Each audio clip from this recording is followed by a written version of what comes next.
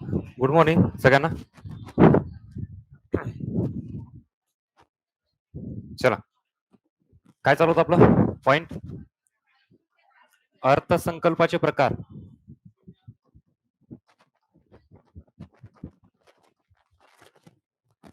त्याच्यामध्ये महत्वाचे 3 मुख्य: समतोल, शिल्कीचा आणि तुटीचा अर्थसंकल्प. कन्सेप्ट पण क्लिअर झाली, त्याच्यासोबत सोबत त्याचं ऍप्लिकेशन पण. त्याच्यानंतर कुठला बघितला? शून्य आधारित अर्थसंकल्प.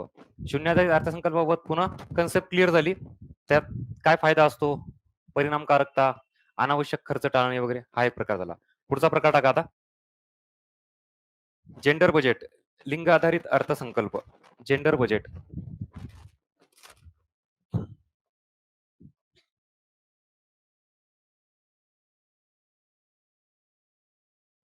आता याचा अर्थ समजून घेताना बघा, स्टेटमेंट आहे, महिलांसाठी स्वतंत्र अर्थसंकल्प मांडणे म्हणजे जेंडर बजेट होय.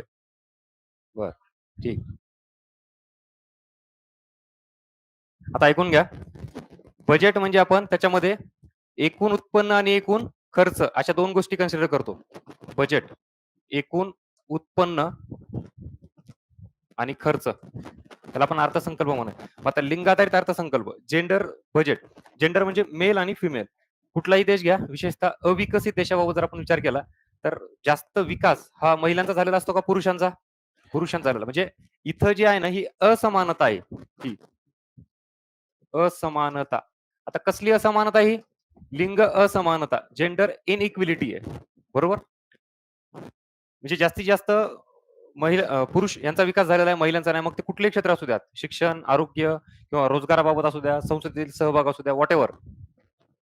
इथं मेल मध्ये जास्त आहे आणि फिमेल मध्ये कमी आहे. आता आपल्याला यांचा विकास करायचा आहे, महिलांचा. म्हणजे ही जी विषमता आहे, ही असमानता आहे, ही आपल्याला कमी करायची.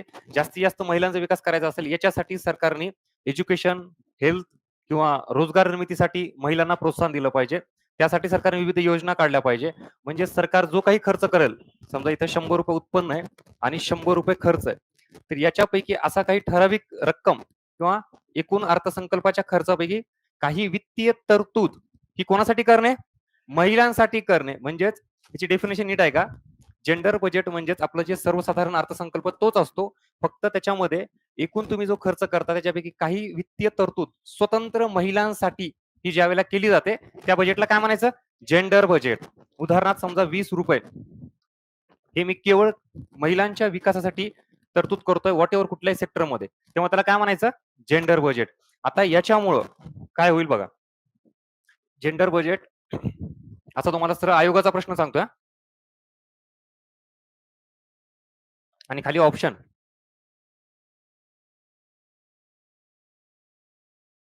देशातील प्रत्येक व्यक्तीसाठी, नागरिकासाठी विकासासाठी तरतूद करणे, वित्तीय तरतूद करणे.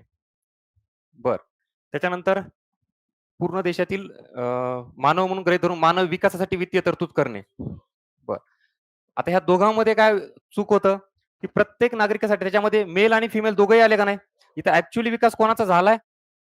पुरुषांचा झालेला आहे ना. आता करायचं मुळात तरतूद कोणासाठी करायची? महिलांसाठी. म्हणून इथं पूर्ण देशातील प्रत्येक नागरिकासाठी वित्तीय तरतूद करणे, हे त्याच्यामुळे इनइक्विलिटी कमी होईल का? हा ऑप्शन कट झाला. आता मानव विकासासाठी वित्तीय तरतूद करणे, आता मानवामध्ये पुन्हा दोघंही आले ना, मेल आणि फिमेल, म्हणजे याच्यात पण आपल्याला ही गोष्ट येणार नाही. आता हे दोन ऑप्शन कट झाले. इथं दोन मध्ये या. अधिक असमान समाज निर्माण करण्यासाठी वित्तीय तरतूद करणे. अधिक समान समाज निर्माण करण्यासाठी वित्तीय तरतूद करणे. हा, हे आयोगाचे ऑप्शन होते. म्हणजे याच्यात खूप काही अवघड विचित्र काय प्रकार होता का? आपल्याला काय करायचंय? समानता प्रस्थापित करायची आहे. मग असा समाज निर्माण करायचा की जिथं असमानता कमी असेल. मग इथं हा जो ऑप्शन होता का सेकंड वाला काहीतरी, इथं अधिक असमान समाज निर्माण करण्यासाठी वित्तीय तरतूद करणे, हा आयोगाचा ऑप्शन. म्हणजे ऑलरेडी असमानता आहे, त्यासाठी आपण स्वतंत्र पुन्हा बजेटमध्ये फंड अलोकेट करतोय, म्हणजे विषमता काय होईल? वाढेल. म्हणून हा ऑप्शन सुद्धा काय झाला? चुकीचा आहे. आणि आता इथं पहिला ऑप्शन असा होता की अधिक समान समाज निर्माण करण्यासाठी वित्तीय तरतूद करणे. आता ऑप्शन बरोबर आहे का? यालाच काय म्हणायचं? Gender budget.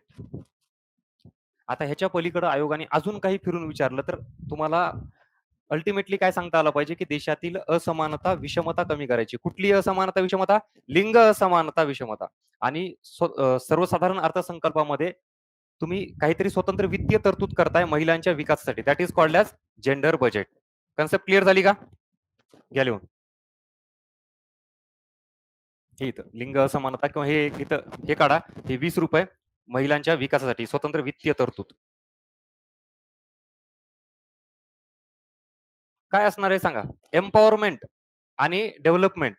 महिलांचा विकास करण्यासाठी त्यांचं सबलीकरण करावं लागेल ना.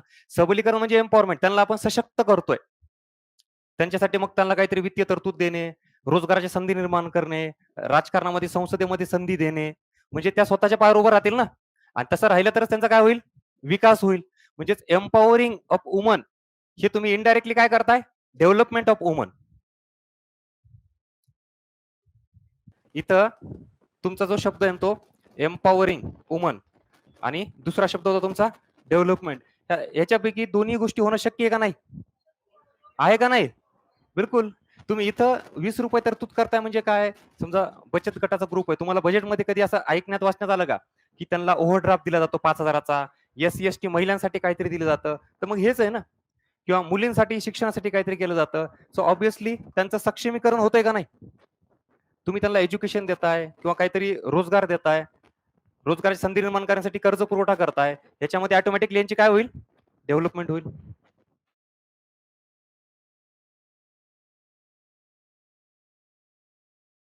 आणि एकदा मग ह्या गोष्टी व्हायला लागल्या, ही जी असमानता आहे कमी व्हायला लागेल.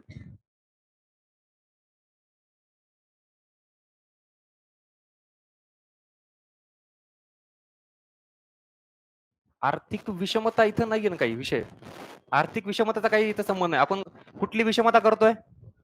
लिंग असमानता विषमता. आर्थिक विषमता ही कशात पण असू शकते, म्हणजे मेल मध्ये असू शकते ना. आता इथं सुद्धा ज्यांच्याकडे पैसा आहे आणि ज्यांच्याकडे पैसा नाही, ही आर्थिक विषमता झाली. ही जेंडर नुसारही असू शकते आणि एकाच जेंडर मध्ये सुद्धा असू शकते ना. आपला मेन फोकस काय जेंडर बजेटचा? मेल फिमेल या दोघांमध्ये बघतोय आपण.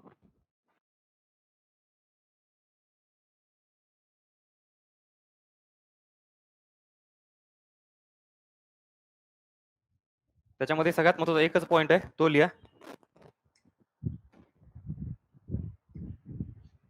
अर्थसंकल्प म्हणजे जेंडर बजेट म्हणजे काय? अर्थसंकल्पामध्ये अर्थसंकल्पामध्ये महिलांसाठी अर्थसंकल्पामध्ये महिलांसाठी स्वतंत्र वित्तीय तरतूद करणे. स्वतंत्र वित्तीय तरतूद करणे.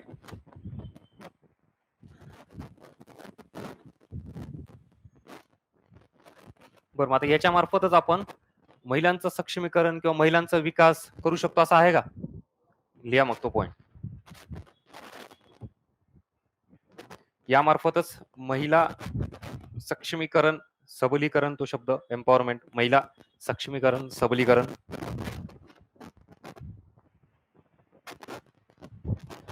एकंदरीतच महिलांचा विकास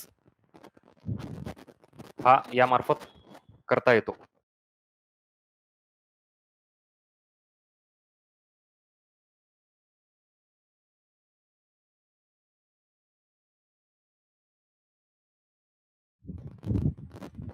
आणि सगळ्यात महत्त्वाचा पॉइंट याच्यामध्ये देशातील लिंग असमानता, देशातील लिंग असमानता यामार्फत वाढते. हा बर,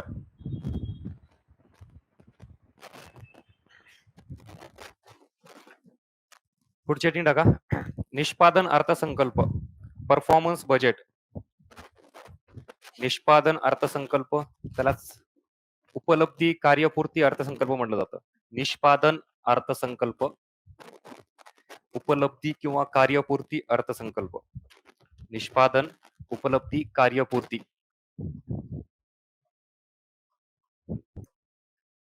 परफॉर्मन्स बजेट.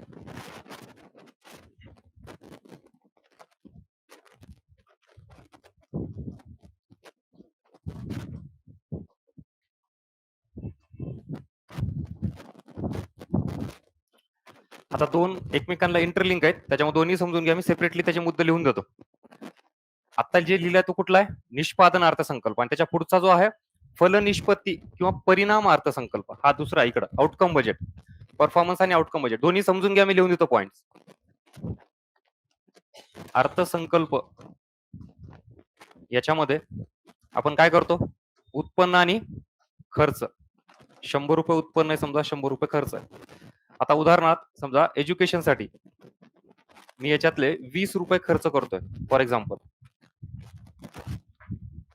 हा साधारण अर्थसंकल्प आला. पण ज्या वेळेला मी त्याला आउटकम बजेट किंवा सॉरी परफॉर्मन्स बजेट असं नाव देत असेल, तर मी काय करतोय, बजेट मांडतानाच एखाद्या ठराविक कुठले सेक्टर घ्या, त्यासाठी मी काहीतरी फंड अलोकेट करतोय. एज्युकेशन घेतलं, 20 रुपये फंड अलोकेट केला.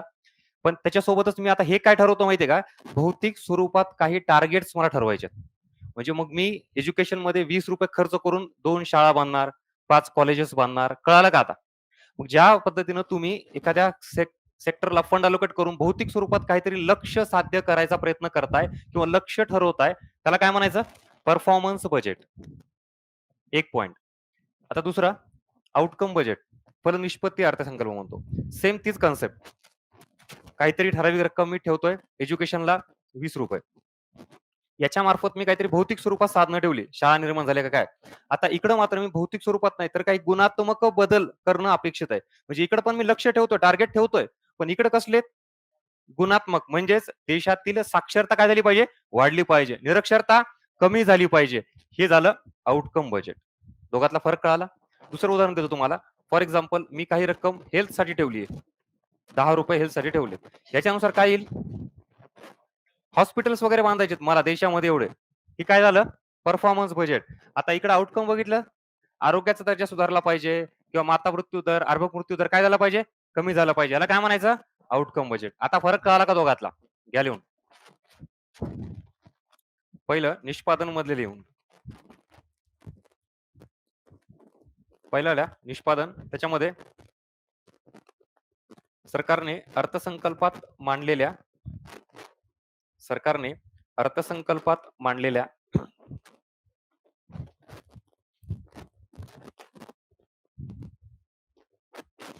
खर्चातून सरकारने अर्थसंकल्पात मांडलेल्या खर्चातून अर्थव्यवस्थेत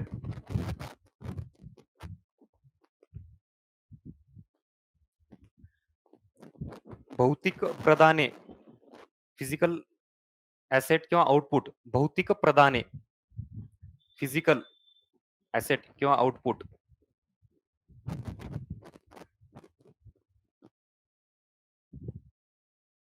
निर्माण करण्याचे लक्ष्य ठेवले जाते. निर्माण करण्याचे लक्ष्य, टार्गेट, गोल्स ठरवली जातात किंवा ठेवली जातात.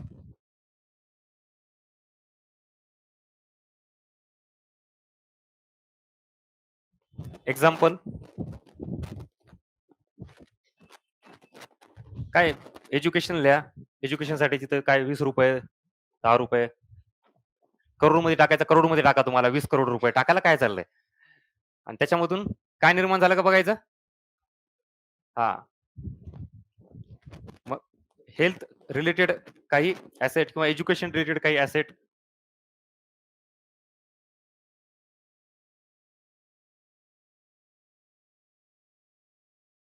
हा, एक्झाम्पल कुठले घ्या ना तुम्ही. समजा एज्युकेशनला दिलं तर एज्युकेशनला काय घेणार तुम्ही, हॉस्पिटल्स वगैरे, सॉरी एज्युकेशनला शाळा, कॉलेजेस. आणि हेल्थला घेतलं तर हॉस्पिटल्स. ते किती पण, एक उदाहरण दिलं मी. समजा एकूण अर्थसंकल्पासाठी 100 रुपये मी खर्च गृहीत धरला, बरोबर. त्यासाठी मी एज्युकेशनसाठी 20 रुपये खर्च करतोय. त्याचा अर्थ मला या 20 रुपयामधून 2-3 शाळा, 2-4 कॉलेजेस असं निर्माण करायचं. हे एक्झाम्पल, ठीक आहे ना.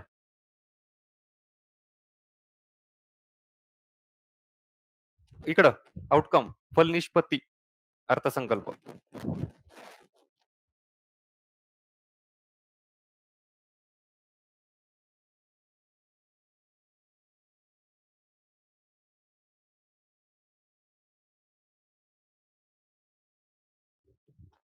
आता इकडं सरकारने अर्थसंकल्पात मांडलेल्या सरकारने अर्थसंकल्पात मांडलेल्या सरकारने अर्थसंकल्पात मांडलेल्या खर्चातून खर्चातून अर्थव्यवस्थेत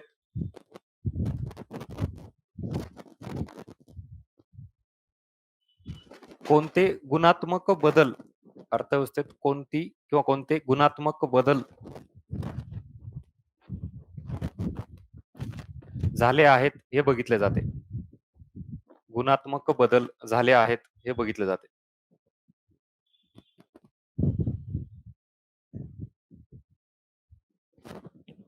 आता एक्झाम्पल सेम हा अर्थसंकल्प, एकूण खर्च, एज्युकेशन समजा 20 दिले. आता इथं काय बघणार तुम्ही? साक्षरता वाढतीये का, निरक्षरता कमी होतीये का, हे एक्झाम्पल म्हणून लिहा तिथं. आणि इकडे बघा, एक मिनिट हा, हे सेपरेटली तुम्ही लिहा बरं का. वरच्या ह्याच्यात पण सेम हा अर्थसंकल्प काढा, इथं खर्च आणि इकडे एक्झाम्पल, हे तुमच्यासाठी फायद्याचं आहे रिव्हिजनसाठी. एकाच ह्याच्यात शॉर्टकट जर ठेवाल ना तर पुन्हा कळणार नाही काही. मी 2-2, 3-3 मिनिटं थांबतो त्याच्यासाठीच, की पुन्हा हे लिहा सेम अर्थसंकल्प, उत्पन्न, खर्च, त्याच्यापैकी हे इथं एज्युकेशन. तिकडे काय फरक आहे आणि इकडे काय होतं दोघांमधला डिफरन्स. इथं तुम्ही काय लिहिणार?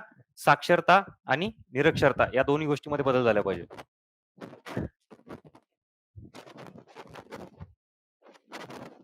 आणि हेल्थचं घेतलं तर आरोग्याचा दर्जा सुधारला, मग ते माता मृत्यू दर असेल, अर्भक मृत्यू दर असेल, बाकीचे काय पॅरामीटर हेल्थ रिलेटेड.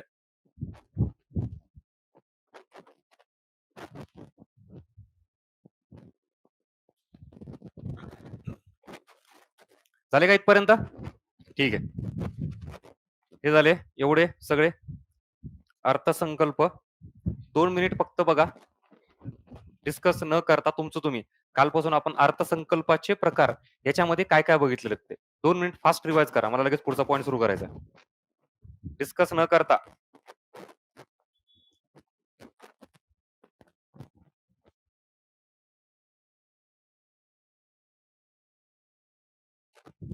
झालं का? जायचं पुढं? पुढचे हेडिंग टाका आता. तुटीच्या संकल्पना. आता ज्या वेगवेगळ्या तुटीच्या संकल्पना आहेत ना त्या समजून घेऊयात आता व्यवस्थित.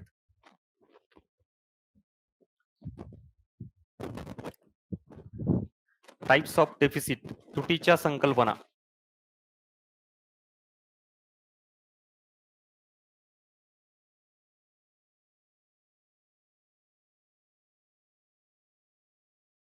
आता जसं अर्थसंकल्प समजून घेतला, त्याचे प्रकार पूर्ण क्लिअर झाले, तसे तुटीच्या संकल्पना सगळ्याच्या सगळ्या इथंच जाग्यावर क्लिअर होणार आहेत.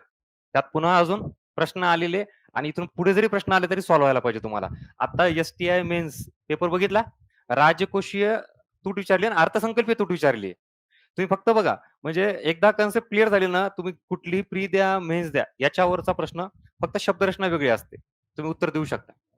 आता इथं एकच की पॉइंट लक्षात ठेवा, अख्ख्या तुटीच्या संकल्पना जर समजून घ्यायच्या असतील ना, तर तुम्हाला हा शब्द म्हणजे काय, तूट हा जर कळाला ना, बस त्याच्या अगोदर फक्त शब्द बदलतात. राजकोषीय तूट, अर्थसंकल्पीय तूट, महसुली तूट, म्हणजे शब्द बदलतात. कॉमन काय कळतंय ना? मग आता आपल्याला फक्त हा की पॉइंट समजून घ्यायचा आहे, एक्झॅक्टली तूट म्हणजे काय, आणि मग त्याच्यानुसार पुन्हा तुम्ही त्याच्या अगोदरच्या शब्दानुसार कन्सेप्ट काढू शकताय. अर्थसंकल्प म्हणजे एकूण उत्पन्न आणि एकूण खर्च. इथं ₹100 उत्पन्न आणि ₹100 खर्च आहे. इथं तूट निर्माण होईल का? आधिक्य निर्माण होईल? इथं काहीच नाही, समतोल आहे. ठीक आहे. इथं ₹100 उत्पन्न आहे आणि ₹80 खर्च आहे. इथं तूट निर्माण होईल का? आधिक्य निर्माण होईल. बर, इथं आधिक्य निर्माण का झालं? हा, आता इथून पुढे जे काही बघतोय ना आपण, दोघांचा डिफरन्स काढायचा, फरक कोणत्या दोघांचा? उत्पन्न आणि खर्चातला फरक. मग ज्या वेळेला सरकारचं उत्पन्न जास्त असतं खर्चापेक्षा, तेव्हा काय निर्माण होते? कॉन्फिडन्स काहीतरी असला, काय निर्माण होतं? आधिक्य. काय जास्त असलं तर? उत्पन्न जास्त असलं तर. हा, हे स्वतःला सांगा आणि कायम ठेवा इथून पुढं. म्हणजे आपण ज्या आता कन्सेप्ट कडे चाललोय, इथं याचा संबंध हे कशाशी आहे? ज्या वेळेला सरकारचं उत्पन्न 100 असेल आणि खर्च जास्त असेल, तेव्हा सरकारला काय निर्माण होते? तूट निर्माण होते. जेव्हा तूट निर्माण हा शब्द तुम्हाला आला, कुठलीही तूट असू द्या, त्याचा अर्थ सरकारचा काय जास्त? खर्च जास्त. म्हणजे खर्च इज ग्रेटर दॅन उत्पन्न. ही एकच कन्सेप्ट डोक्यात ठेवा. आता ह्याच्या पुढे मी इथं शब्द टाकतो. अर्थसंकल्पीय तूट.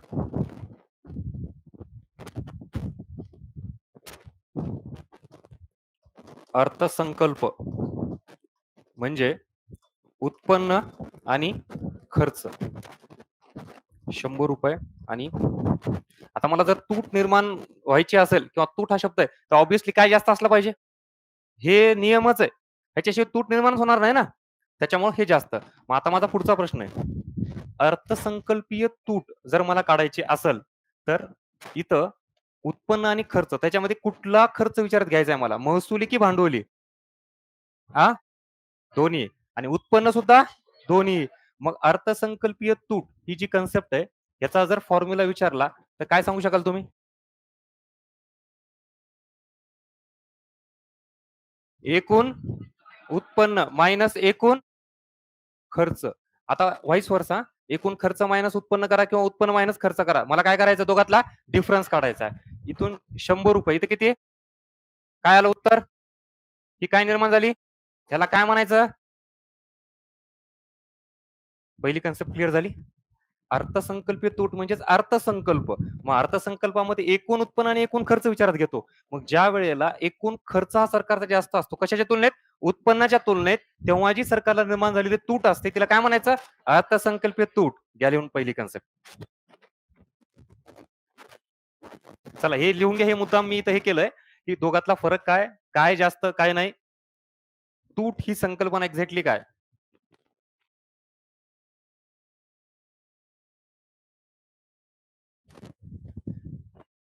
झालं.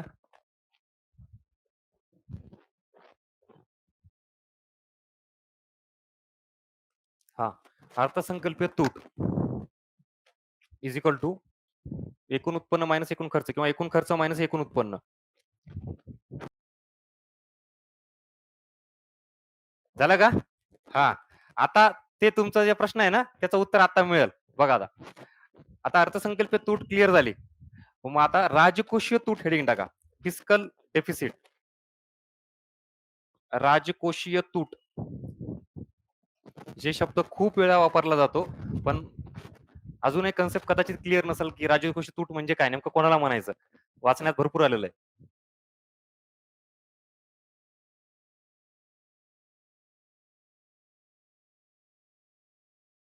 आता थोडं सरकारच्या दृष्टिकोनातून एक विचार करा.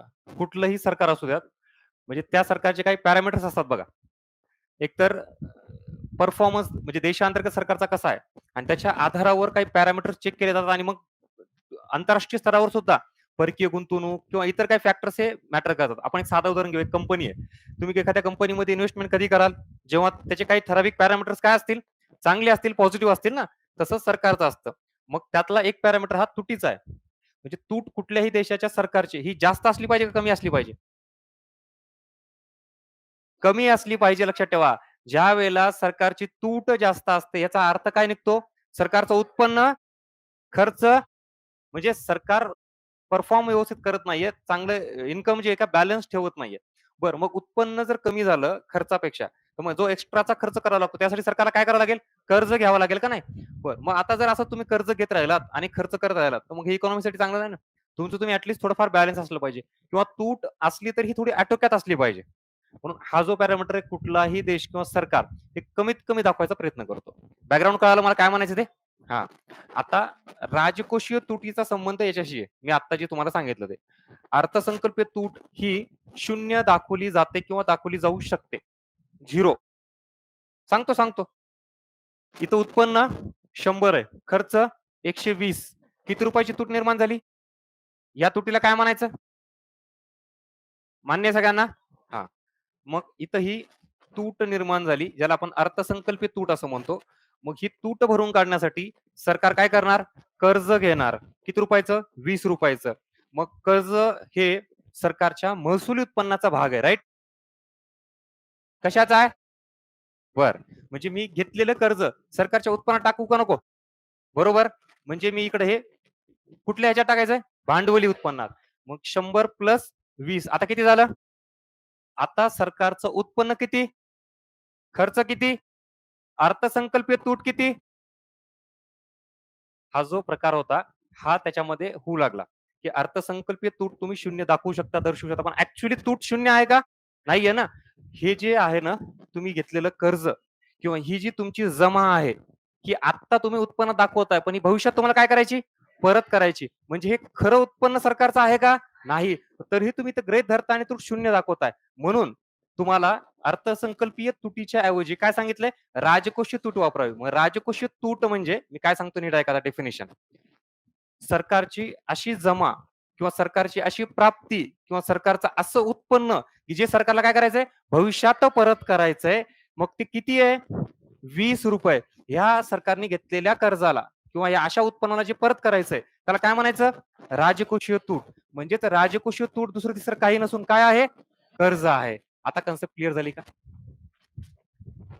अर्थसंकल्पीय तुटीमध्ये आपण त्या उत्पन्नात काउंट करतो. तर एक्झॅक्टली तेवढीच रक्कम ही तुम्ही काउंट न करता फक्त बाजूला गृहीत धरायची आणि त्याला तूट म्हणायचं. कुठली तूट? राजकोषीय तूट. एकूण एकच आहे सगळं. घ्या लिहून.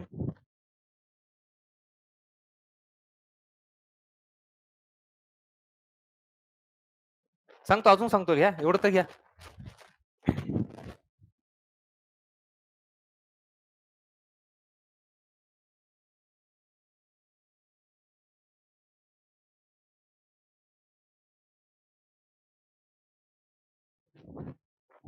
इथं हे घेतल्यामुळं तूट इथं ही जी शून्य आहे ना, हे लिहिलेलं हे कुठलं शून्य आहे? बरोबर ना? हा. हे झिरो कुठली आहे? हा. आणि त्याच्यामुळे तर मग ती तूट शून्य दिसल्यामुळे आपण कुठले आलो? राजकोषीय या संख्येवर पण आलो. मग राजकोषीय तूट मोजल्यानंतर आपण एक्झॅक्टली किती कर्ज घेतलं हे बघितलं. मग आता तूट किती आली? ₹20. याला काय म्हणायचं? राजकोषीय तूट.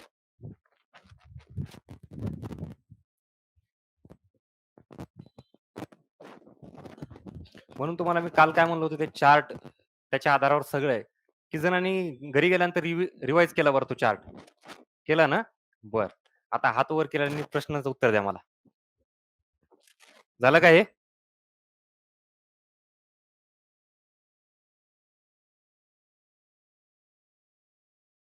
मग आता आपण जे काही इथं बघतोय, कन्सिडर करतोय, राजकोषीय तुटीबद्दल हे करतोय. उत्पन्न जे सरकारला येतं त्याच्याबद्दल चाललाय सगळा खेळ. मान्य आहे का? याचा काही विषय का इथं? ते तर नाही, नाही, ते धरलंय बाजूला. मुळात आता प्रॉब्लेम काय की तुम्ही इथं उत्पन्न वाढवताय ना, त्याच्यामुळे तुमची तूट काय होतीये? शून्य येतीये. मग तोच तो दोष आपल्याला दूर करायचा आहे. म्हणून राजकोषीय तूट घेतलंय. म्हणजे आपण आता इथं प्लस करायचे की मायनस करायचे जे चाललंय ते उत्पन्नाबद्दल चाललंय. बरोबर? बरं. उत्पन्नातही कुठलं उत्पन्न? भांडवली उत्पन्न. कारण ही कर्जाची रक्कम मी आत्ता जी घेतली होती ती कुठे टाकली? भांडवली उत्पन्नात. आता स्टेटमेंट नीट आहे का? राजकोषीय तूट म्हणजे सरकारचं असं उत्पन्न जे सरकारला भविष्यात परत करायचंय. मग ती जी काही रक्कम असेल त्यालाच आपण काय म्हणतो? राजकोषीय तूट. स्टेटमेंट बरोबर आहे का? आता ह्याच्यामध्ये भांडवली उत्पन्नातलं जे काही दुसरं उत्पन्न येत होतं तुम्हाला मी आठवतंय का सांगितलं? जे सरकारला परत करायचंय का? ते वगळून याच्यानुसार आता डेफिनेशन काय होती बघा. डायरेक्ट लिहून घ्या. सांगतो तुम्हाला. राजकोषीय तूट इज इक्वल टू एकूण खर्च एकूण खर्च मायनस. आता एकूण खर्च घेतलं मायनस आपण काय करणार? उत्पन्न घेणार ना. उत्पन्न लिहा. त्याच्यात कंसात परत लिहायचं. उत्पन्न तर लिहा फक्त. एकूण खर्च मायनस उत्पन्न. आता उत्पन्नाच्या पुढं कंसात हे घटक येईल का नाही मला फक्त सांगा. Yes or no? महसुली जमा. अरे आपल्याला घ्यायचंय त्याच्यात. लिहा. सांगतो तुम्हाला. महसुली जमा लिहा तर. सांगतो तुम्हाला. आकडेवारी सहित प्रूव्ह करून दाखवतो. लिहा. महसुली जमा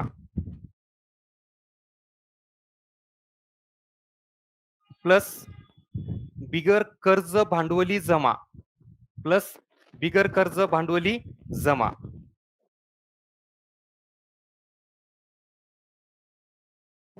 आता बघा खर्च किती आहे? मी खर्च मायनस उत्पन्न लिहिलं ना. आता उत्पन्नात मी काय काय घटक विचारात घेणार? महसुली जमा घेणार. त्याच्यानंतर बिगर कर्ज जमा ही ती समजा किती गेली? 100. आता मी 20 रुपयाचं कर्ज घेतोय ना, हे पण जर ह्याच्यात ऍड केलं तर आता उत्पन्न किती झालं? 120. मग तूट किती येईल? 0 येईल ना. म्हणून मी काय केलं, इथं कर्ज रक्कम ही गृहीत धरली का? म्हणजे हे 100 रुपये जे आहे, हे सरकारचं प्युअर उत्पन्न जे सरकारला परत करायचंय का? मग राजकोषीय तूट म्हणजेच काय, की असं उत्पन्न जे सरकारला काय करायचंय? परत करायचंय. मग हे आपण इथं काउंट करत नाहीत. मग ते किती आहे? किती आहे ते? मग ह्यालाच काय म्हणायचं? राजकोषीय तूट. हे लिहून घ्या तिथं. त्याच्यात शेवटचा पॉईंट कुठला लिहिला? बिगर कर्ज भांडवली जमा. तर वाटलं तर लिहा. कर्ज रक्कम ही याच्यामध्ये विचारात घेतली जात नाही. कर्ज रक्कम कशामध्ये? उत्पन्नात. हा, कर्ज रक्कम.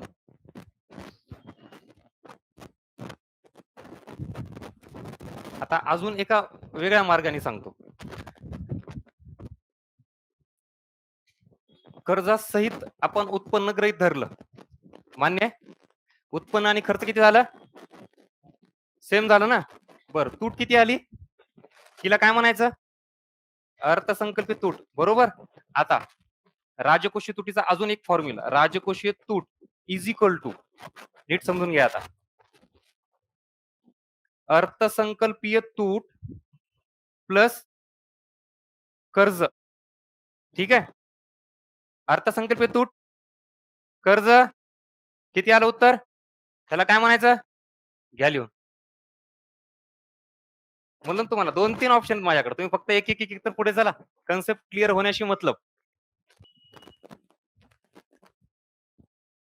म्हणजे त्याचा अर्थ असा येऊ शकता का, की राजकोषीय तूट इज इक्वल टू कर्ज.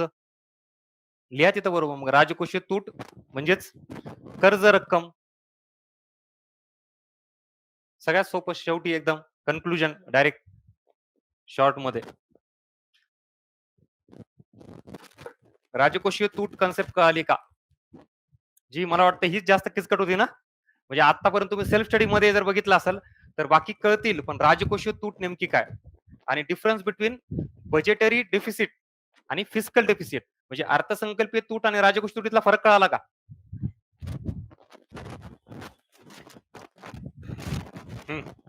पुढची हे टाका कन्सेप्ट, ती म्हणजे भांडवली तूट, कॅपिटल डेफिसिट. भांडवली तूट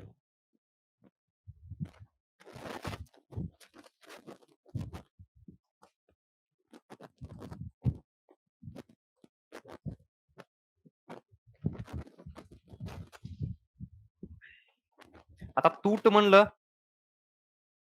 काय जास्त कशापेक्षा? हे समीकरण फिक्स आहे तूट म्हणलं की. आता इथे कुठली तूट आहे? भांडवली तूट म्हणल्यानंतर कुठलं उत्पन्न आणि कुठला खर्च? बस, भांडवली तूट इज इक्वल टू भांडवली खर्च मायनस भांडवली उत्पन्न. भांडवली तूट इज इक्वल टू भांडवली खर्च मायनस भांडवली उत्पन्न.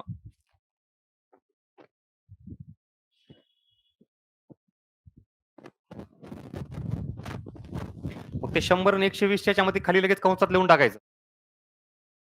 100 रुपये काय येईल आणि 120. हा, आणि मग 20 रुपयाची जी तूट आली तर काय म्हणायचं? हा,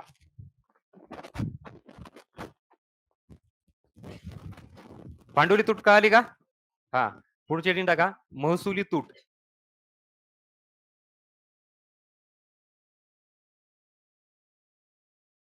महसुली तूट, रेव्हेन्यू डेफिसिट. हा, काय येईल याचा फॉर्म्युला? सेम, महसुली खर्च मायनस महसुली उत्पन्न.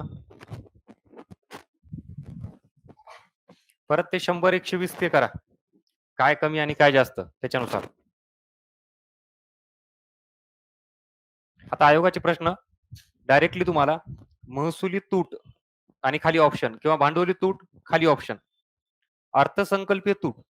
आता ज्यावेळेला असं विचारलं तेव्हा खाली तुम्हाला ऑप्शन मध्ये काय येणार माहिती का? एखादी वरची तूट विचारली की मग त्याच्यात सरकारचं उत्पन्न जास्त खर्च कमी, महसूल उत्पन्न जास्त, महसुली खर्च कमी.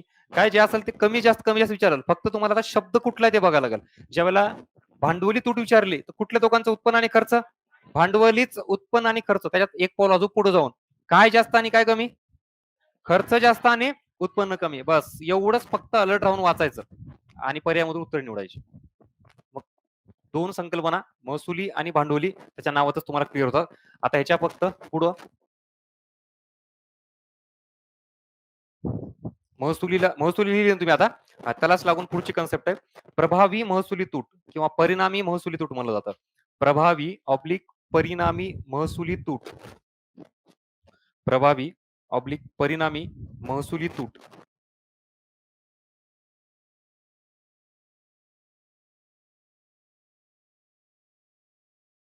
इफेक्टिव्ह रेव्हेन्यू डेफिसिट त्याला म्हणतो आपण.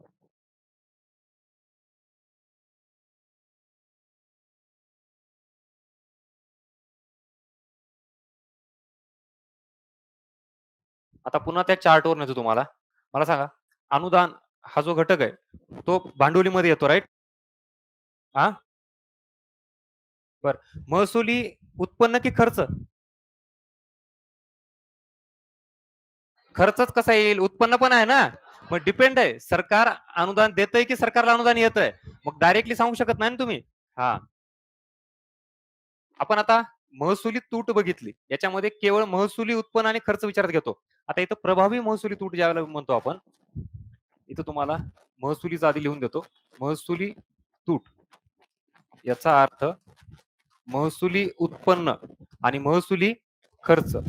100 रुपये उत्पन्न असेल, 120 रुपये खर्च. आता ह्याच्यात काय होतं इथून पुढं जसं जसं पुढच्या संकल्पना येतील, प्रत्येक सरकार कुठली तरी तूट ही कमीत कमी कशी दाखवता येईल याचा प्रयत्न करतो. मग त्यात असे काही पॅरामीटर शोधले जातात किंवा याच्यामुळे आमची तूट वाढली आहे. आता एकूण समजा महसुली तूट ही इथं किती रुपये? 20 रुपये. याला कुठली तूट म्हणायचं? महसुली तूट. हे मी फक्त महसुली उत्पन्न आणि महसुली खर्च घेतलंय. मग महसुली खर्चामध्ये कुठले कुठले घटक येतात?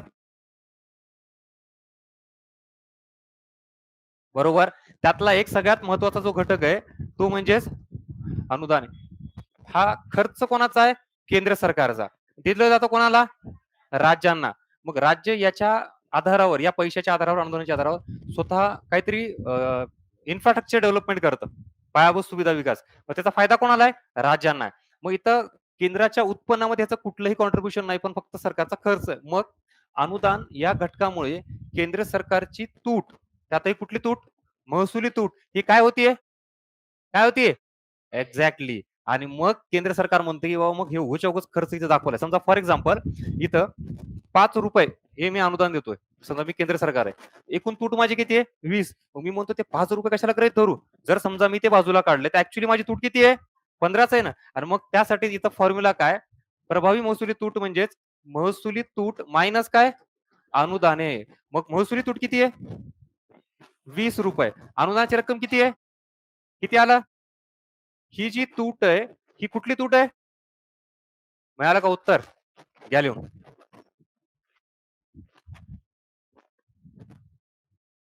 सांगतो लिहून घ्या.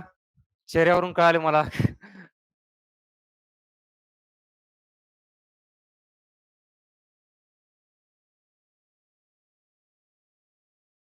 एक साधी गोष्ट सांगतो लक्षात ठेवा. इथून पुढचा पण घटक ज्यावेळेला आपण म्हणतो ना, अर्थसंकल्पित तूट, राजकोषीय तूट आणि त्यात प्रभावी महसुली तूट.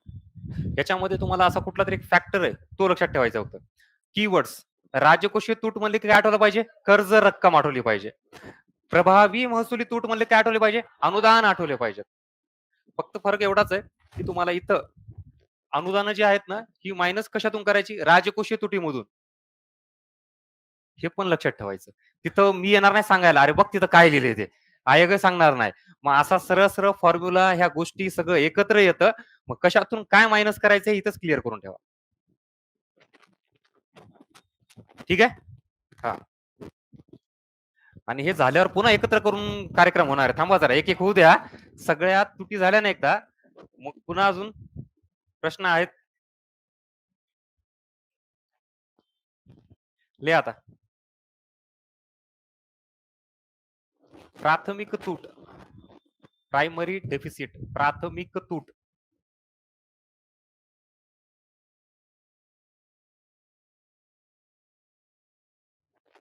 ते शब्द सांगितलेलं आठवतं का तुम्हाला? मी म्हणलं होतं बघा, 2+2 किती? 2 येतात गणिताला. इकडं आता असं आहे, तूट किती तुमची? थांबा, कोणती तूट सांगायची मी सांगतो. मग ती कमीत कमी बरं त्याच्यातही पुन्हा थांबा हे घटक मायनस करा, हे मायनस करा. आणि असं करत मग काय समजा ₹10 ची तूट आहे तुम्ही ₹2 आणू शकता ना? हे ते आहे. मॅनिप्युलेशन नावाची गोष्ट इकडं फार चालते. घ्या आता. प्राथमिक तूट, प्रायमरी डिफिसिट.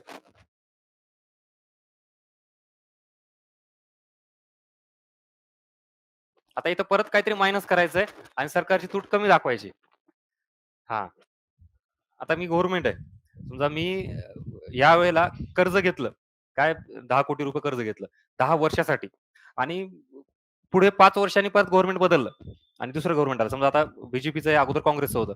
मग अगोदर घेतलेलं जे कर्ज असतं ना, समजा ते 10 वर्षासाठी 10 वर्षांनी परत करायचंय. पण दरवर्षी त्या कर्जावर व्याज भरावं लागेल का नाही? का असं जमतं का, की बाबा आता बीजेपी सरकार ते म्हणेल का, तुम्ही आणि काँग्रेस सरकार बघून घ्या, आमचं काही घेणं-देणं नाही. असं नसतं. गव्हर्नमेंटच्या नावाने जे घेतलं तुम्हाला ते फॉलो करावंच लागतं. मग आत्ताचं रनिंग जे गव्हर्नमेंट आहे, तर ते त्याचा खर्च समजा त्यांनी सांगितला. एकूण उत्पन्न ₹100 आणि जो खर्च आहे, तो तुमचा ₹120. पण आता ह्या गव्हर्नमेंटचं काय म्हणणं आहे, ह्या ₹120 खर्चासाठी आम्ही ₹20 काय घेतोय? कर्ज घेतोय.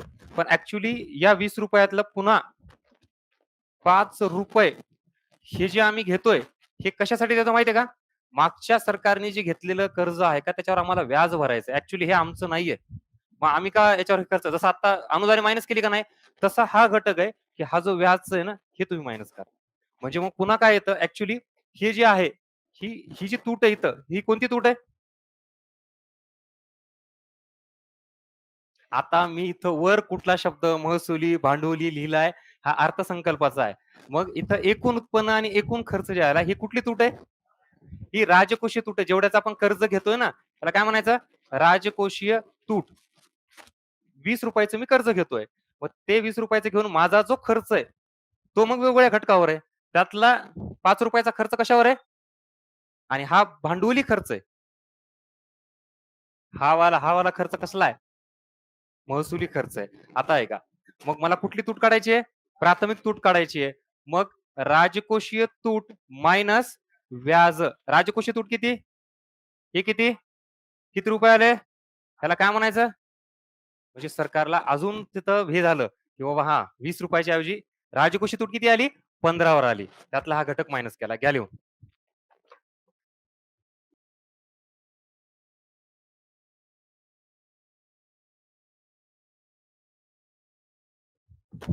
आता बघा मी तुम्हाला ते बॅकग्राऊंड का सांगितलं अगोदर, कुठलंही एखादं सरकार ज्यावेळेला येतं ना, त्या सरकारला त्याचे पॅरामीटर्स जसं की समजा दारिद्र्य हे कमी असलं पाहिजे का जास्त?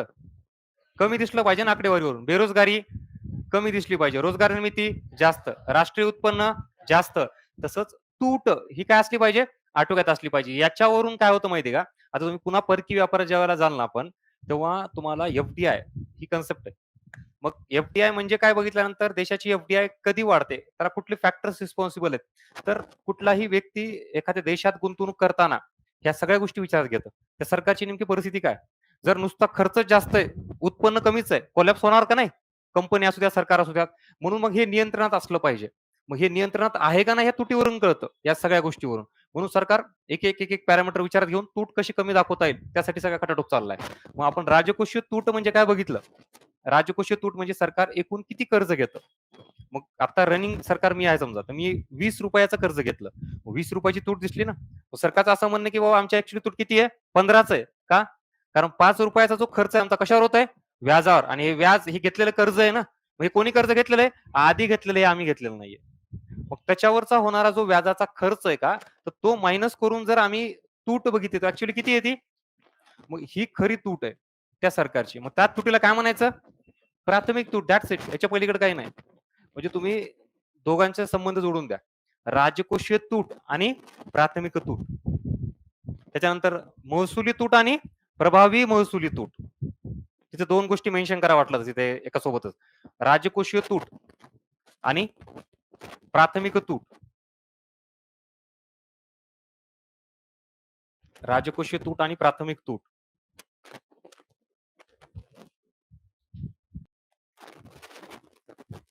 पुढची हेडिंग टाका. चलन विषयक तूट. चलन विषयक तूट. त्यालाच मौद्रिक तूट असं म्हटलं जातं. चलन विषयक तूट किंवा मौद्रिक तूट.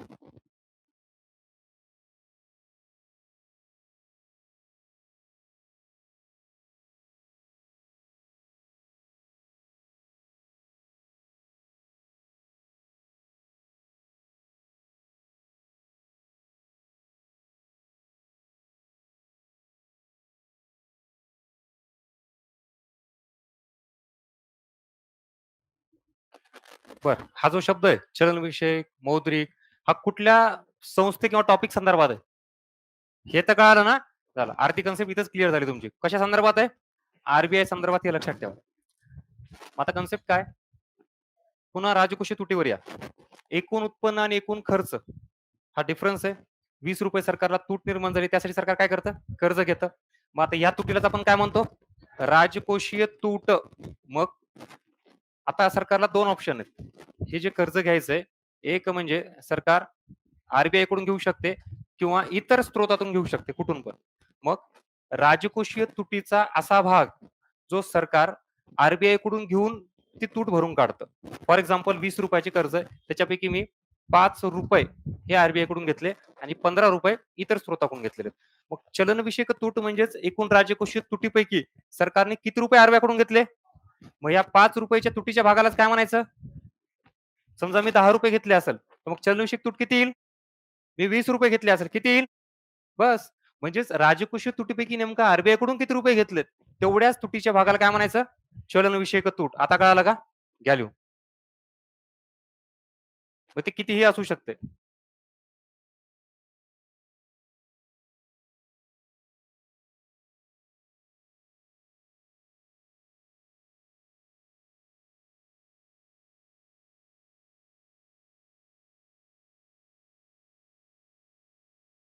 कशाचं चक्र?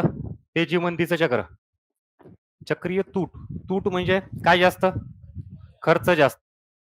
मग अर्थव्यवस्थेत तेजी, मंदी या दोन्हीच्या चक्रामुळे विशेषतः मंदीच्या परिस्थितीमध्ये काय असतं? ऑलरेडी आपण भरपूर वेळा बघितलं, की अर्थव्यवस्थेमध्ये चलन पुरवठा, पैशाचं प्रमाण कमी, याच्यामुळे वस्तू व सेवांची मागणी कमी आणि डिमांडच नसल्यामुळे प्रोडक्शन जास्त होत नाही म्हणजे उत्पादन कमी. पुन्हा नवीन गुंतवणूक असेल, औद्योगिकरण असेल, हे होईल का अशा परिस्थितीत? नाहीये. त्याच्यामुळे रोजगार निर्मिती कमी, बेरोजगारी जास्त, दारिद्र्य, राष्ट्रीय उत्पन्न कमी हे सगळे पॅरामीटर्स आहेत. अशा परिस्थितीत सरकारला जास्त रेव्हेन्यू मिळेल का? नाही ना. म्हणजे सरकारच्या उत्पन्नावर प्रभाव पडेल.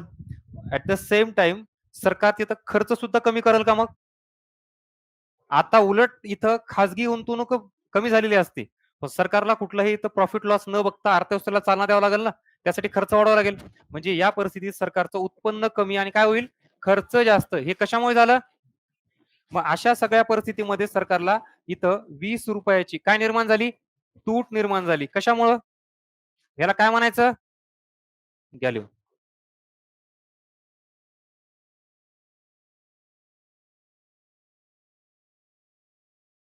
कळतंय ना सगळ्यांना? हां. आणि हे प्रॉपर हे तुमच्यासाठी काढतो हे ऑलरेडी आपण झालेलं आहे. पण तरीही या कन्सेप्टच्या पुढे लिहित चला सगळं. हे कशामुळे चाललंय? नेमका सरकारचा खर्च का वाढला? आणि म्हणून तूट निर्माण झाली आणि त्या तुटीला काय म्हणायचं?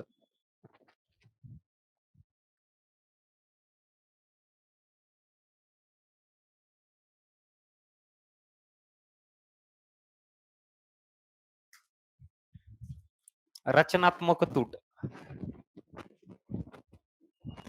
रचनात्मक स्ट्रक्चरल डेफिसिट रचनात्मक तूट.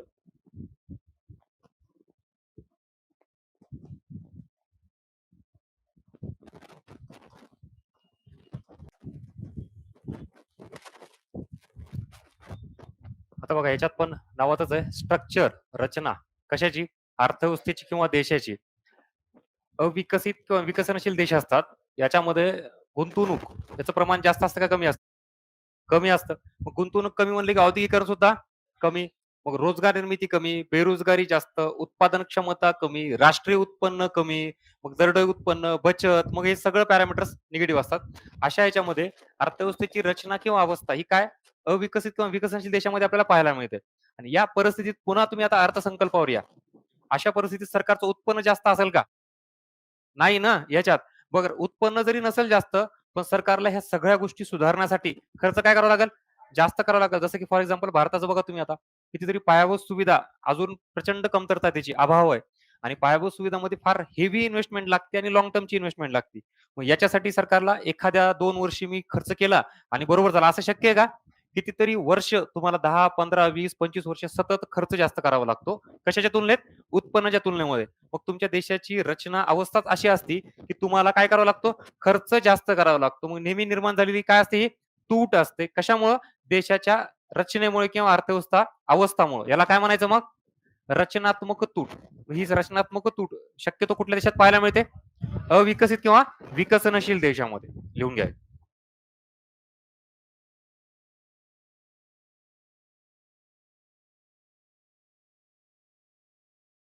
आता तेच पॅरामीटर सगळे पुन्हा ते गुंतवणूक, बचत, औद्योगिकरण, रोजगार निर्मिती सगळे. आता अविकसित आपण सेपरेट बघितला ना अख्खा टॉपिक हा.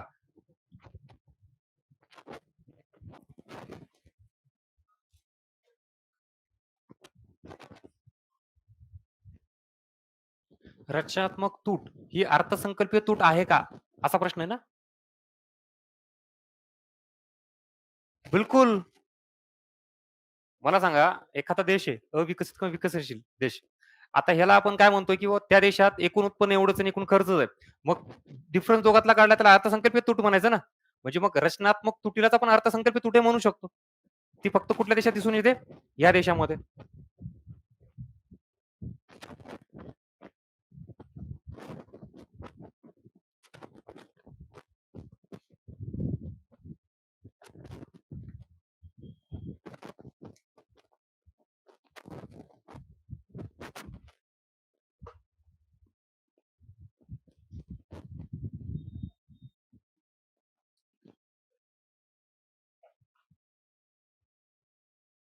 कळालं सगळ्यांना?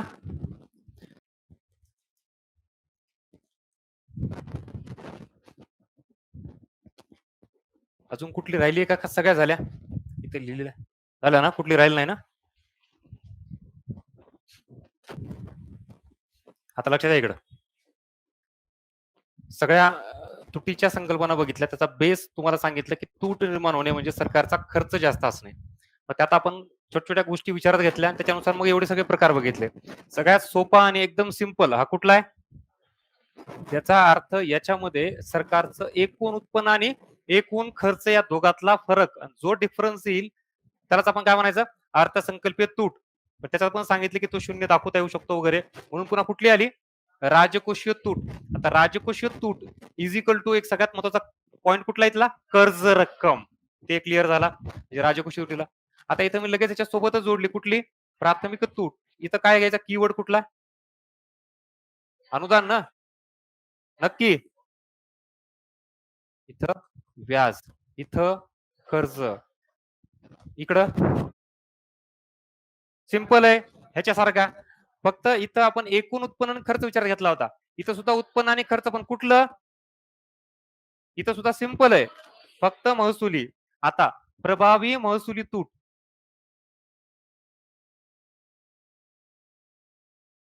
अनुदान बरोबर. चलनविषयक तूट, रचनात्मक तूट, चक्रीय तूट, मंदीची परिस्थिती. हे घ्या लिहून. त्याच्या पुढचे कीवर्ड्स. रिकाम्या जागा तुम्ही भरायच्यात बाकीच्या याच्यामध्ये शॉर्ट शॉर्ट तुम्हाला जे वाटतं तुमच्या भाषेमध्ये. म्हणजे कुठं कुठं कीवर्ड्स महत्वाचे आहेत आणि बाकी तुम्हाला जे माहिती ते. आता एकही तूट विसरणार नाही तुमची आणि परीक्षेत आलेले प्रश्न एकही जाणार नाही.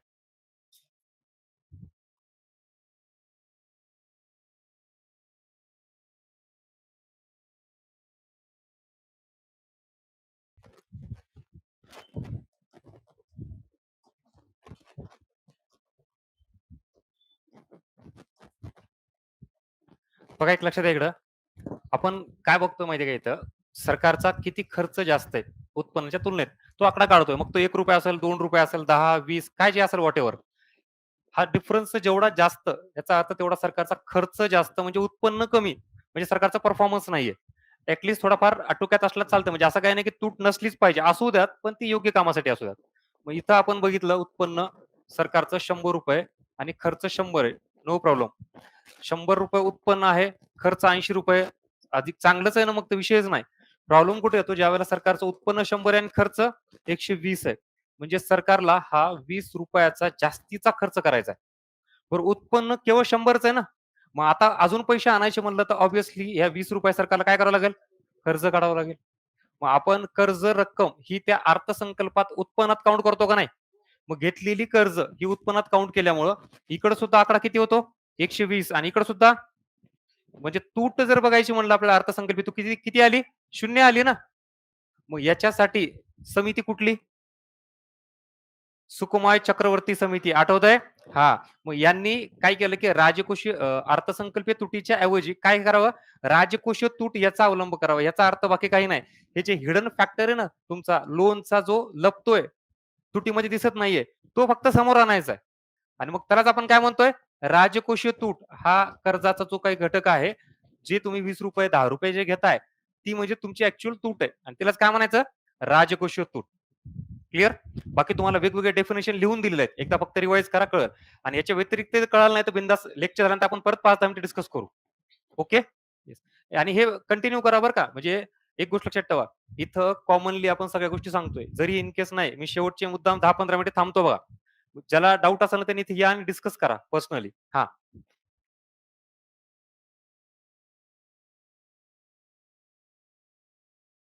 किती प्रमाणात? ती फिक्स नसते ना. आता ते पुन्हा अजून आपल्याला पुढे त्याच्या संदर्भातील एफ-आर-बी ॲक्ट बघायचा. पुन्हा बजेटमध्ये तुम्हाला सांगेल की ह्या वर्षीची किती, मागच्या वर्षीची किती, तेच विचारताय ना तुम्ही करंटचा. किती असली पाहिजे. ते ते सुद्धा ऐका, ऐका. ते सुद्धा व्हॅरी करतं. आता एफ-आर-बी ॲक्ट 2003 बरोबर? त्याच्यानुसार तिथं सांगितलं होतं की तुम्ही निअर अबाउट 3च्या आसपास असली पाहिजे. बरोबर ना? हां. पण त्याच्यात पण एक एस्केप क्लॉज नावाचा घटक आहे. म्हणजे तुम्ही परिस्थितीनुसार त्याच्यात समजा तसं कोव्हिड आली. आता मला सांगा इथं तुम्ही जर तुटीकडे बघत बसलात चालतं का? मग इथं सरकारचा खर्च किती कमी जास्त मग अशी असाधारण परिस्थिती जर आली ना, तर ते तुम्ही रेंज नाही पाळलात तरी चालत असतं. पण ती निअर अबाउट 3च्या आसपास रेंज आहे. पण भारतात आता ते माहिती ना तुम्हाला हे नेमका मुळात तो एफ-आर-बी-एमचा घटक जो आहे ना, तो करण्यातच का आला?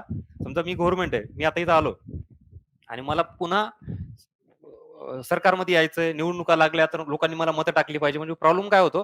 प्रत्येक सरकार, गव्हर्नमेंट हे जास्तीत जास्त खर्च करतोय. प्रचंड प्रमाणात योजना वगैरे हे करून आणि मग लोकांमध्ये त्याच्यामध्ये सिंपती निर्माण होती. प्रॉब्लेम काय होतो, की बाबा पुन्हा लोकं तुला मत टाकतील, तू येशील आणि पुन्हा तसंच चक्र राहील 5 वर्ष, 10 वर्ष. पण इकॉनॉमीचं काय? तुम्ही नुसतं खर्च करायचं बघताय. इन्कमचं काय आहे का? नाही. बरं ठीक आहे. हे सरकार गेलं 10 वर्षांनी. पुन्हा दुसरं सरकार आलं. तर ते पण काय करणार मग? तू खर्च केला आणि लोकांची सिंपती केली, मी दुप्पट खर्च करतो. मी अजून स्कीम काढतो. बरं ह्याच्यामध्ये तुमचं राहिलं बाबा तुम्ही येताल-जाताल. इकॉनॉमी ही आहेच ना. याच्यासाठी हा जो फॅक्टर आहे डिफिसिट नावाचा राजकोषीय तूट हा आटोक्यात असला पाहिजे. आता त्याला काही अशी फिक्स मर्यादा नाहीये. डिपेंड करतं पुन्हा हे कंट्रीनुसार. विकसित देश आहे का अविकसित देश आहे? हां आणि अजून पुढचा घटक. ह्याच्यात व्हॅरी काय करतं बघा आता. तुम्हाला या प्रश्नाचं उत्तर मिळेल, की मुळात राजकोषीय तूट ही नसलीच पाहिजे का? असली पाहिजे तर ती कुठल्या कारणासाठी? तुम्हाला मी 2 ऑप्शन देतो. पहिला ऑप्शन आहे राजकोषीय तूट. दुसरा आहे महसुली तूट. आता प्रश्न नीट ऐका आणि मला उत्तर द्या. 2च ऑप्शन दोन्हीपैकी एक निवडायचा. जर आपण तूट असायला पाहिजे असं जर म्हणलं, ॲक्चुअली तूट कमीच असली पाहिजे किंवा नसली पाहिजे, चांगलीच गोष्ट आहे. पण जर त्यातल्या त्यात तूट असली पाहिजे असं म्हणलं, तर त्यात राजकोषीय तूट असणं चांगलं की महसुली तूट? बरं. आता एक बघूयात. एक महसुली तूट असणं म्हणजे एकूण उत्पन्न आणि महसुली खर्च बरोबर? महसुली आणि महसुली हे मान्य आहे का? या दोघातला डिफरन्स बघतोय आपण. आणि तुम्हाला मी एकूण उत्पन्न आणि एकूण खर्चामध्ये डिफरन्स सांगितला होता. आठवतंय का? महसुली खर्च आणि भांडवली खर्च. पुन्हा माझा प्रश्न तुम्हाला, खर्च सरकारचा जास्त असणं, त्यात महसुली खर्च जास्त असणं चांगला की भांडवली? भांडवली खर्च जास्त असणं. महसुली खर्च हा कुठलीही भौतिक स्वरूपात ॲसेट संपत्ती निर्माण करत नाही. स्टेटमेंट बरोबर आहे. मग इथं तुम्ही जो काही खर्च करताय, समजा ₹100 उत्पन्न आहे, ₹120 खर्च आहे. ही तूट निर्माण होती तुमची. ही कुठली तूट आहे? महसुली तूट आहे. आता तुम्हाला ही महसुली तूट भरून काढण्यासाठी काय करावं लागेल? कर्ज घ्यावं लागेल. बरं घेतलं मान्य आहे. घेतलेलं कर्ज तुम्ही हे कशासाठी खर्च करताय? महसुली खर्चासाठी, ज्याच्याकडून सरकारला खूप मोठ्या प्रमाणात फायदा मिळतो, विकासात्मक गोष्टी होतात, पायाभूत सुविधा निर्माण होतात.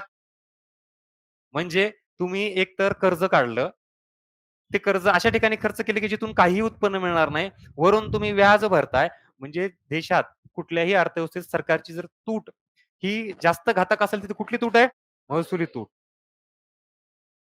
पुन्हा तुम्हाला मी त्या एफ-आर-व्ही ॲक्टकडे नेतो. त्याच्यात आठवतंय का तुम्हाला 2 तुटी आटोक्यात आणायला सांगितल्या होत्या. कुठली तूट?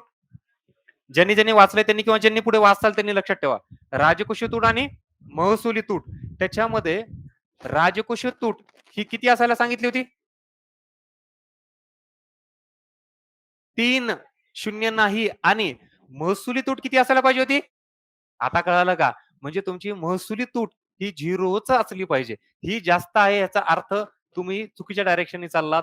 तुमचा खर्च हा अशा गोष्टीवर होतोय, की जिथून काही आउटपुट मिळणार नाही किंवा तुम्ही तुमचा हा जो खर्च आहे, तो इथूनच भागवला पाहिजे. तर याचा अर्थ व्यवस्थित चाललंय सगळं.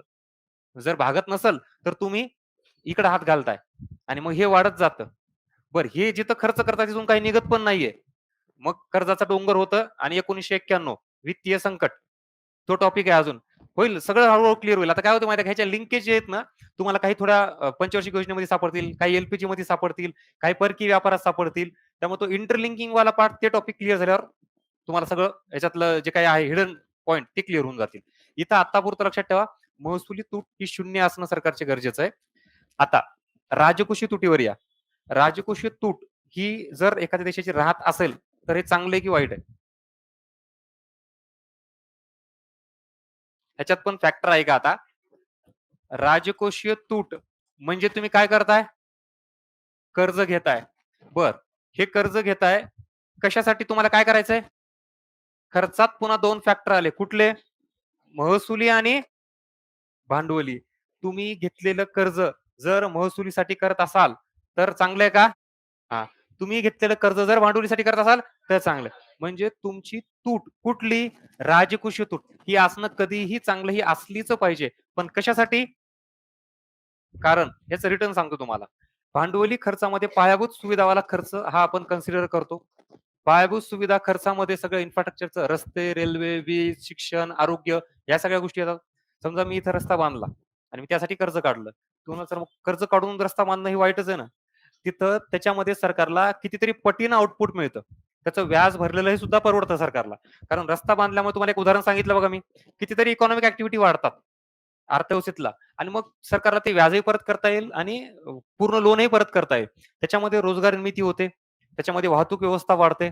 इंडस्ट्रियलायझेशन, गुंतवणूक वाढतं, औद्योगिकरण, राष्ट्रीय उत्पन्न वाढतं. म्हणजे कितीतरी पॅरामीटरला हे तुम्ही घेतलेलं कर्ज याच्यासाठी खर्च केला पाहिजे. आणि यालाच गोल्डन रूल नावाची एक कन्सेप्ट आहे. म्हणजे आता ह्याच्यात जितकं खोलात जाईल तितकं जाता येतं. सुरुवातीला फक्त तुम्हाला एवढ्या लक्षात ठेवा, की सरकारने कुठलेही घेतलेलं कर्ज हे वाईट नसतं. पण घेतलेलं कर्ज हे कशासाठी खर्च करताय याच्यावरून डिपेंड असतं, याचा आउटकम पॉझिटिव्ह येणार आहे की निगेटिव्ह येणार आहे. गोल्डन रूल फॉलो करणं म्हणजेच घेतलेली कर्जाची रक्कम ही सरकारने भांडवली खर्चासाठी खर्च करणे, महसुलीसाठी नाही. क्लिअर? हे वाटतं तर लिहून घ्या इथं, की राजकोषीय तूट, कुठला खर्च, कर्ज काढणं कशासाठी चांगलं आहे, पायाभूत सुविधा, हे आउटपुट कशातून मिळतं? प्रथम तसं काय अर्थसंकल्पाचे 2 भाग आहेत. म्हणजे त्याच्यात असं घटनात्मक नाही, की तुम्ही आधी हे करा आणि ते करा. पार्ट 1 मध्ये तुम्हाला ऑब्व्हियसली जे तुमचं पार्ट 1 मध्ये बजेटरी तरतूद आहेत केलेल्या एक्सपेंडिचर, की आम्ही या विभागाला खर्च करतोय. तो पार्ट मांडला जातो आणि त्याच्यानंतर मग तुमचे अजून जे अर्थसंकल्पाचे घटक उरलेले आहेत ते डिस्कस केले जातात. अर्थसंकल्पाचे पार्ट 1 आणि पार्ट 2 असतात. कशाचे? भाषणाचे. त्याच्यात ते दोन्ही मांडलं जातं असं काही नाही. त्याच्यात फक्त घटनात्मक तरतूद एवढीच आहे, की तुम्ही वित्तीय विधेयक मांडताना प्रायोरिटी कोणाची प्रायोर परमिशन कोणाची घेतली पाहिजे? राष्ट्रपतीची. धनविधेयक आहे का नाही ही व्याख्या ठरवण्याचा अधिकार कोणाचा आहे? असं घटनात्मक सगळं त्यांना बंधन आहे. त्याच्यामध्ये पुन्हा त्याची मांडणी सुद्धा बंधनकारक आहे, की हे उत्पन्न एवढं, खर्च एवढं. मग त्याच्यानुसार जसं आता तुम्हाला इकॉनॉमिक सर्व्हे आणि बजेट ह्याच्यातलं आहे. अर्थसंकल्पाचं कलम कोणतं आहे? आणि आर्थिक पाहणी अहवालाचं कलम कुठलं आहे? आर्थिक पाहणी अहवाल नाहीच आहे त्याच्यात. मग आता परत तुम्ही आता जसं विचारलात तसं तुम्ही समजा म्हणलात, "सर मग ते आधी काय मांडलं जातं?" मग आता ते परंपरा म्हणा, ट्रॅडिशन आहे. एक तर आधी एकत्रच होतं. पुन्हा ते वेगळं केलं. बरं ह्याच्यात घटनेनुसार वेगळं केलं का? नाही. बरं आधी 1 दिवस मानलं जातं. उद्या असं होऊ शकतं, की अर्थसंकल्प नंतर मांडलं जाईल. कळालं मला काय म्हणायचं ते? ह्या गोष्टी सरकारनुसार, पॉलिसीनुसार बदलू शकेल किंवा अगोदर अर्थसंकल्प फेब्रुवारीच्या शेवटच्या दिवशी मांडला जात होता. बरोबर आहे. आता ह्याला सुद्धा कुठं घटनेत आधार होता का? तो ब्रिटिशापासून आलेला चालत आलेला रूल होता. तिकडं आधी त्यांचं मांडलं जायचं. ते झाल्यावर पुन्हा संध्याकाळी 5:00ला आपल्याकडे यायचं. मग पुन्हा सगळं झाल्यावर लक्षात आलं, की अरे हे काय चाललंय? का आपण फॉलो करतोय? आपापलं सकाळी मांडू की आता. मग पुन्हा ते सकाळी शिफ्ट केलं.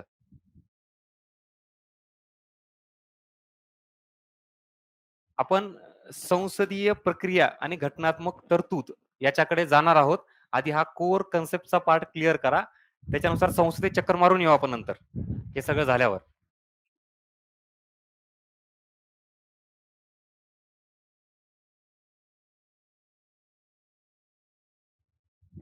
सार्वजनिक वित्त आहे, संपला नाही अजून.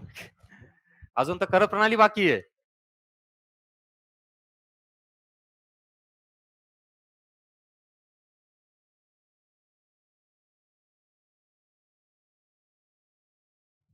चलो, अजून काय डाऊट आहे कोणाला? तुटीच्या संकल्पना क्लिअर झाल्या?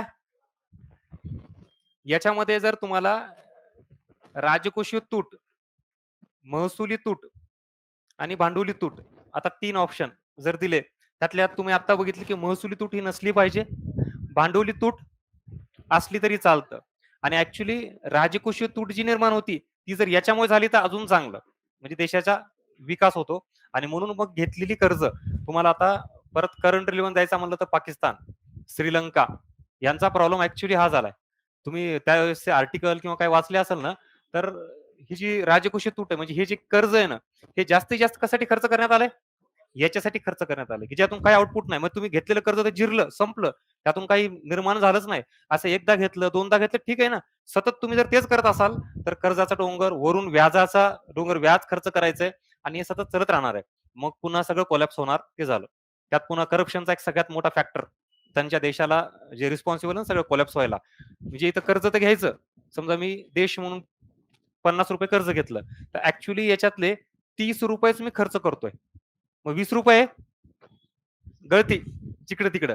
बरं त्या ₹30 जे मी खर्च करतोय, त्याच्यात सुद्धा पुन्हा समजा जवळपास ₹20 हे महसुली खर्चच करतोय आणि केवळ किती ₹10च करतो. आता ह्याच्याने काय आउटपुट मिळणार आहे? एकूण घेतलं किती? 50 आणि ज्याच्यासाठी खर्च करायला पाहिजे किती करताय? ₹10च. काय आउटपुट निघणार आहे? एक क्रक्स तुम्हाला सांगितला, की या संदर्भात देशाने जर ह्या गोष्टी नीट नाही उचलल्या, पाऊल टाकले, तर अशा गोष्टी केल्या तर मग अवघड आहे सगळा खेळ. ठीक आहे.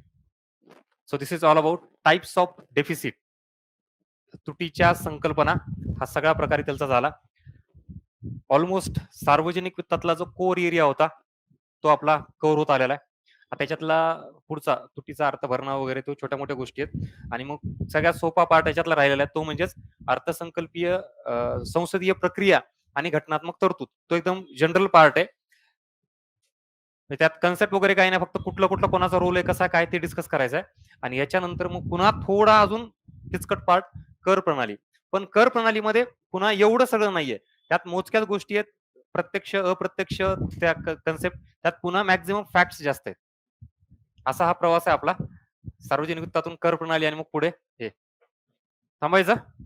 चलो.